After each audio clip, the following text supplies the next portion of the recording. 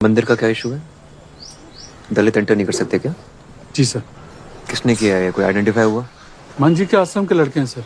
कौन है मोहन जी? सर महन जी हैं, ऊंची जात के हैं? ब्राह्मण है सर। और ये जो लड़के हैं ये किस जाति के हैं? ये शेड्यूल कास्ट है सर। ब्रह्मदत्त की क्या जाति है? ठाकुर है सर। अरे ठाकुर क्या होते हैं? मतलब ब्राह्मण क्षत्रिय वैश्य क्या होते हैं? क्षत्रिय होते हैं सर। और तुम क्या हो? हम जाट हैं। पहले नॉर्मल थे, अब ओबीसी हैं। ओबीसी हो गया तुम्हारा? फिर आंदोलन क्या कर रहे हो? हम थोड़े आंदोलन कर रहे हैं, वो तो हरियाणा वाला कर रहे हैं ना सर। हरियाणा के जाट अभी भी नॉर्मल हैं सर। जाटव जी आप दलित है ना? जी सर।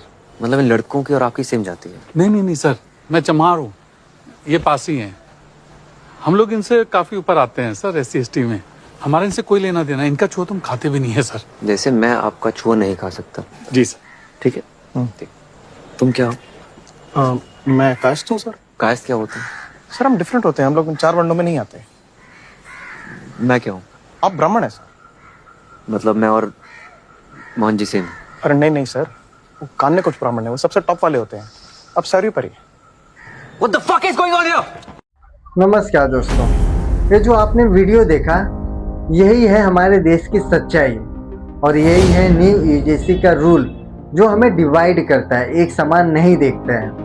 एक मिनट सोचो दोस्तों, अगर तुम्हारे कॉलेज में सिर्फ एक कंप्लेंट आ जाए बिना प्रूफ के, बिना हियरिंग के, और अगले दिन तुम्हारा नाम कमेटी के सामने हो जाए तो?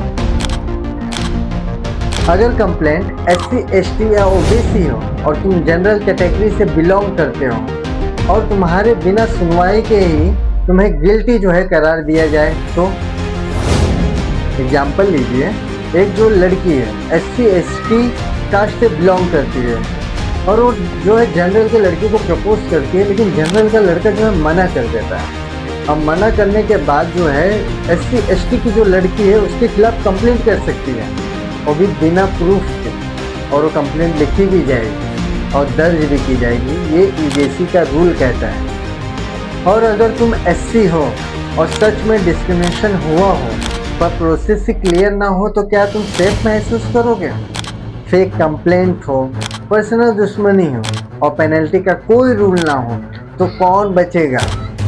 कॉन्स्टिट्यूशन जो बोलता है वो इक्वलिटी बोलता है, जो रूल बनना चाहिए वो इक्वल बनना चाहिए, चाहे OBC के लिए हो, SC के लिए, ST के लिए, जनरल के लिए, EWS के लिए, सबके लिए इक्वल बनना चाहिए। पर सिस्टम क्लियरिटी ना दे तो जस्टिस का मतलब क्या ही बचता है? ये सवाल जो है ना इमेजिनरी नहीं है।